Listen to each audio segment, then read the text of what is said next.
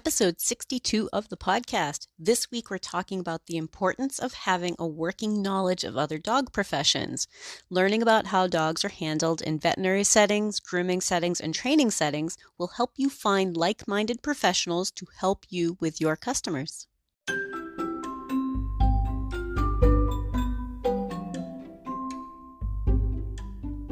You're listening to the Creating Great Grooming Dogs podcast. I'm Chrissy Newmeyer-Smith. I'm a certified professional groomer, a certified behavior consultant for canines, a certified professional dog trainer, and the owner of Happy Critters in Nashua, New Hampshire. And this, my friends and colleagues, is the podcast where grooming and training meet. I found some inspiration this week in a very unlikely place. So we often are talking about communicating to owners, communicating to the dogs, communicating to other professionals. And this really inspired me. It's going to sound off topic, but I assure you, just stick with me. But I was watching a design competition show, and these designers are fabulous at what they do. And they had an assignment that was to redo a restaurant. So the owners of the restaurant, who are also great at what they do, need the designers to create a really nice space. And I'm watching because I love design shows. So what happens is that the restaurant people, the restaurant owners, know great food, and the designers know great design. And so sometimes that came out really good, and sometimes it didn't. There was one point where the judges are going through and they're looking at the design, like, wow, that's beautiful. But then they looked closer and they sat down, and sitting down, they realized these chairs aren't comfortable. The functionality of this space was amiss. It wasn't really what a customer would want, because the real goal is to have a customer want to sit down in there and enjoy a good meal, enjoy the good food, and enjoy the design. And then another restaurant that another group had done, of course it's a competition show, their restaurant, the tables were pushed really close together. And I'm looking at that thinking, as a person who goes into restaurants, I would kind of wonder if I could fit in between those tables, or if I'd have to ask a stranger near me if they could get up and let me up off the bench seat. So another case of a designer with a gorgeous design, a restaurant owner with great food, but a functional space and that wasn't functioning right. So one of the judges said, are wait staff going to be able to walk around through here? Are they going to be able to, if everyone's in these chairs and these chairs are pulled out, are they going to be able to walk through this? Like, how is this space going to be used? Now, I told you it's going to seem like it's off topic, but assure you, it is not. How often are trainers designing a really great behavior, and groomers are saying, hey, we want dogs with good behavior, but we're just not hitting the target. We're missing it. Somewhere in between, we've kind of forgotten about our customers, who are our owners and our dogs. And I do refer to my dogs as my customers too. My sister thinks it's kind of funny that I'll say, well, my customer's Sparky. She's like, really? Your customer? Yes, he's my customer too. He's part of what I have to design my plans for. So, your grooming setup has to be able to function. As groomers, we're really familiar with that. As trainers, we're really familiar with behavior and behavior change. But do we always think as customers? And do we always think from the animal's point of view, from the human customer point of view, or from the animal point of view? To give you another example, I used to be a vet tech. When I bring my own dogs into the vet's office, sometimes I find myself being very much the clueless customer. Because it's interesting when it's your own dog. When it's your own pet, suddenly you're like, can't you just I don't know, what do you think he needs? But we all kind of have to know a little bit about each of the fields to be able to communicate to each other. or we need to know who we can talk to. Because in the example of the design show, these contestants know design. These restaurant owners need design. They need to attract customers to their restaurant. They don't know the design part. They had tried on their own. I mean, certainly they had a functioning restaurant, but they weren't particularly pretty, so they got on this design show to see if they could get it really polished and attract new customers. So each group needs the other one. And a customer might not know what makes a restaurant great, or know how to make good food, or know how to do good design, but a customer knows what they like. So we need to think about our customers too. Now, I want all of us as animal professionals, so those of you who aren't there are plenty of dog owners listening, but for those of you who aren't, professionals, I want all of our professionals to be able to talk to each other and communicate to each other. Like if you need somebody to help with training and you contact a trainer, if you need somebody to help with, you are a trainer with a dog that you're working with who isn't good for nail trims or something, you want to be able to talk to a groomer who is willing to be on board with what you're working on. Those things are really important to have the continuity across all of our fields, even if it's just in this little tiny, your town, right? We should be consulting with colleagues. We should be talking to other professionals. We don't need to be everything for everyone. And I think that that's really important. The restaurateur does not need to be an interior designer. They should be able to find somebody to help them with that. And the designer doesn't really need to know how to cook food, but they should have a good idea of what makes a restaurant work, what makes that space usable in the context. Same design show, they had another one where they were doing hair salons. A couple of these hair salons, the barbershop and hair salon, came out really good, and then another one kind of missed the mark. And I was looking through a customer's eyes that, ooh, that's really, really pretty. However, the lighting was really kind of weird, and the mirrors were kind of at a strange height. We need to think about how, not only how things are put together, but how well they're going to work, how well customers are going to be able to deal with them. That could be our pet owners. That could be the dogs. We need to think about that. It's really important. Now, another aspect to that is that you can learn 2 or 3 of those things. You can be more observant when you're the customer and think about, hey, how do I feel when someone just takes my dog out back and tells me he was good or not? How do I feel about that?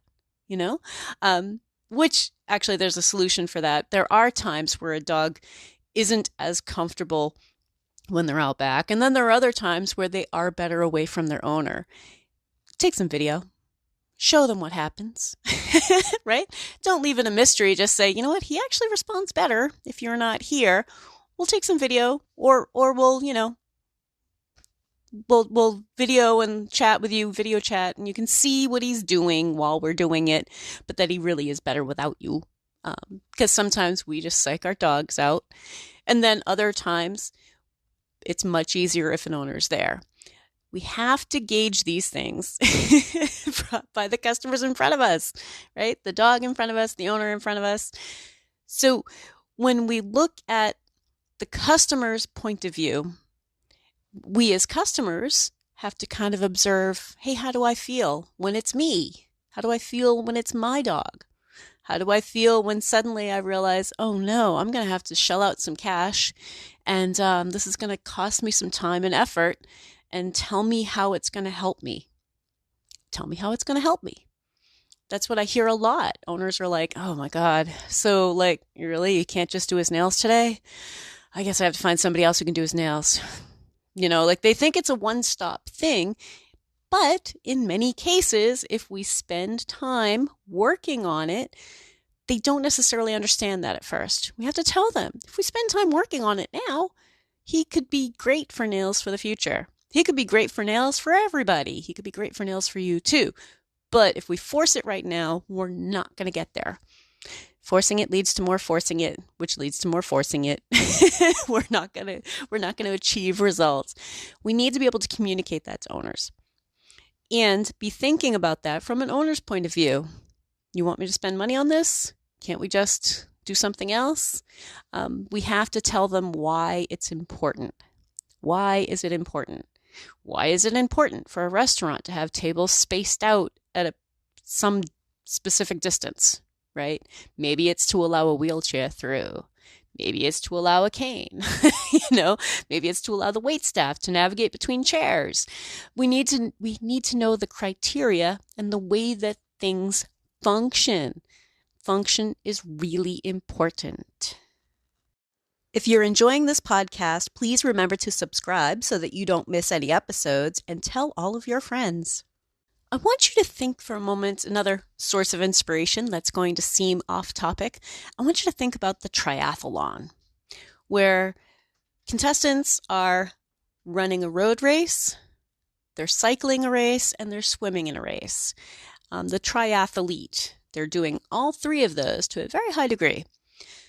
I want you to think about building some more skills instead of being a one sport, right? Like just running or just cycling.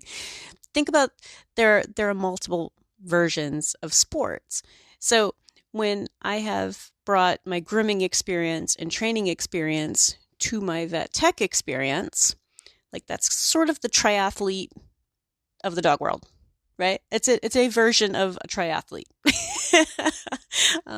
Now, my vet tech experience is really, really, really far out of date for veterinary knowledge, for the medical knowledge. However, the procedures and the way things work and the way that animals respond and the holding and all that jazz doesn't really change all that much.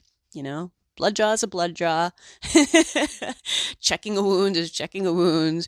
But to understand how things work in a veterinary setting, and how things work in a grooming setting, and how things work in a behavior setting, behavior change and training, that gives a much more informed opinion when you're watching things happening.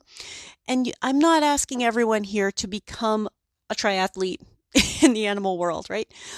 But spending time learning about those two other fields, even if it's just observing those two other fields, will help us all be much more well-rounded. It'll help us to help our mutual customers. One of the things I heard recently, I was talking to a groomer who said that she had reached out to some trainers about some of the grooming customers that she had, and these dogs are having issues, and the trainer's like, I'm not going to buy a grooming table. And I thought, wow. As a trainer, your customers need your help, or potential customers. There are people who are desirous of having a dog get some training to be good for grooming. And that's a benefit to the trainer. Seriously, if you're a trainer out there and you're a little bit worried, we can teach you about what we need on a grooming table. But the grooming table itself, spend $100 and get a grooming table, right? You can contact, a couple of dog groups and find out, like, hey, does anybody have an old fold-up grooming table sitting around someplace? You don't need to spend the $2,000 to get the hydraulic, electric, big, gorgeous table. Just get a folding grooming table, something with an appropriate surface. If you really want to, use an old coffee table and hot glue a yoga mat to the top. But think about the fact that customers have a need. And if a groomer is trying to send people to a trainer, be the trainer who does it, right? Be the trainer that the groomer's like, hey, perfect. We finally found someone who's going to help us with this issue. This issue is really important to dog owners. This is a big, important thing for most dog owners because so many dogs require professional grooming or should get professional grooming. Some people will try it at home, and that's good, but most of them are going to, at some point, be groomed by a professional. So for a trainer to spend time learning a little bit about that and be open-minded to helping a groomer with a dog that has an issue.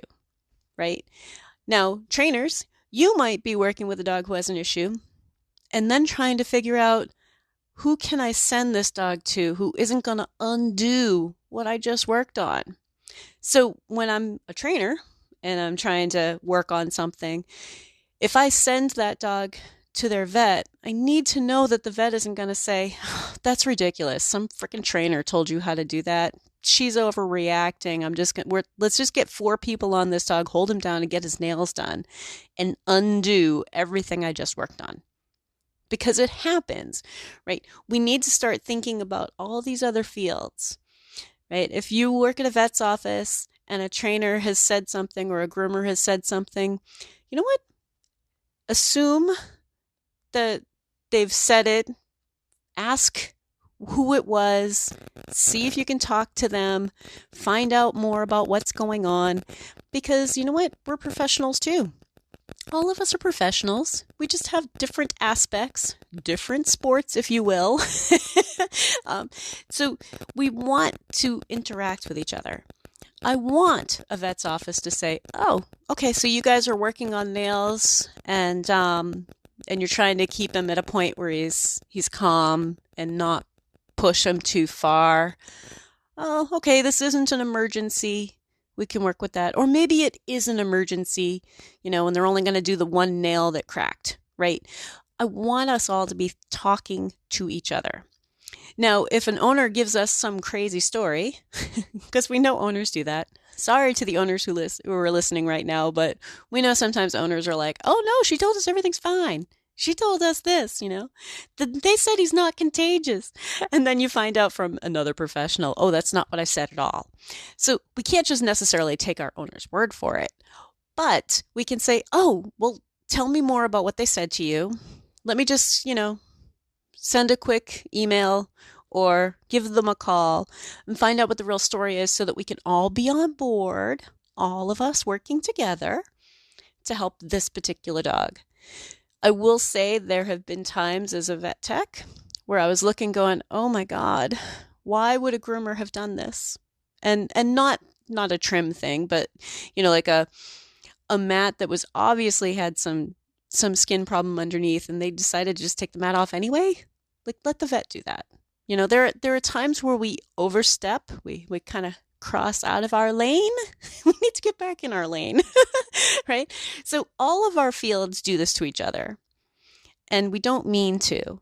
That's really important to know too. We don't mean to. We don't mean to overstep into somebody else's territory or to assume or to, undo someone else's work. That's not what people are trying to do. But the more we talk to each other and the more we learn about everybody else's job, the better we'll be. The better we'll be at it, right? So this week, I kind of want you thinking about that.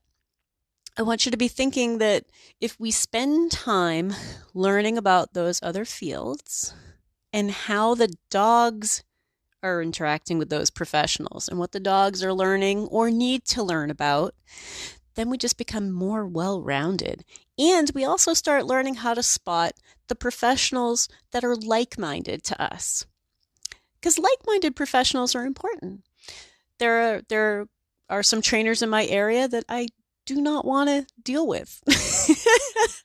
And I don't mean that in a mean way, but, I don't want to send my customer to the guy who uses a tennis racket to keep dogs away from him. True story. Not kidding. I don't want to send anybody to that guy. There are plenty of trainers around here I would send them to. I think it's important to have relationships with other professionals. So be thinking about, who can I find that's like-minded? And do you even know if they're like-minded if you aren't familiar with the procedures and the functionality and the way things work?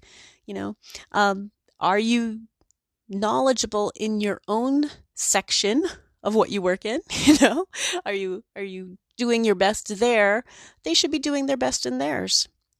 Right? So if you do continuing ed and you go to conferences and you're involved and you're reading books and you're on groups and discussions and trying to grow and learn, that's also what you want in your trainer, in your vet, or in your groomer.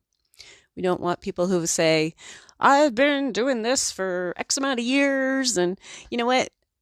That's interesting. You've been doing it for X amount of years. But if you've been doing it the same exact way for an X amount of years and you don't feel like you need to take a class ever, or read a book ever, or learn anything new, then you're not a like-minded individual.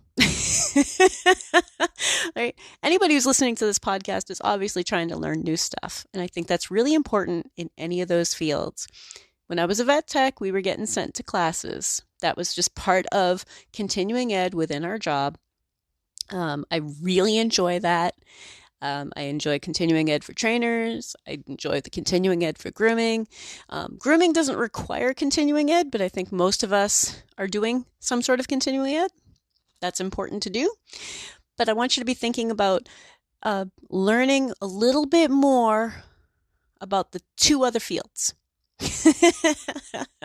And not just with your own dog. Find out a little bit more. A little bit more. There are a number of ways to do that. Trainers, you could go online and watch grooming videos. Now, you could just look up grooming on YouTube and you will see a wide variety of things.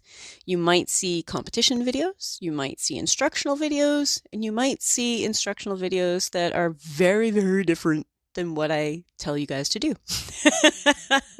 There are a few in particular I can think of that use some really, really harsh methods. But you can watch and gain a different understanding of how people get the job done and get a chance to see what the dogs are doing. You can watch some videos about veterinary procedures. Like we live in the information age. We can just get on Google and say, hey, veterinary videos. It's so easy, you know? If you want to know more about training, look up training videos. But spend some time, and that's our weekly action step this week. Spend some time learning about the other related fields. Learn more about those fields. Try to build your triathlon. Learn some other sports. But try to get more of an understanding of what our other professionals are doing so that we can use that to help us find like-minded professionals that we can work with that will complement our services and ultimately make for happy customers. If you'd like more information, you can find me at Chrissy@happycritters.net, happycrittersdogtraining.com, or you can join the Facebook group Creating Great Grooming Dogs podcast or the Facebook page Creating Great Grooming Dogs. I really look forward to hearing from you. If you're ready to go beyond the podcast, and I hope you do, I've made it really easy for you. If you go to creatinggreatgroomingdogs.com and click on your next step, you'll see all of the options. There's the Scholar Lounge community, there's the Modern Grooming Professional certification, there's Master Canine Stylist and Professional Canine Stylist diploma testings, there's the Behavior Lab for coaching and private one-on-one sessions with me, and of course the Master Groomer Behavior Specialist program. So go to creatinggreatgroomingdogs.com and click on your next step.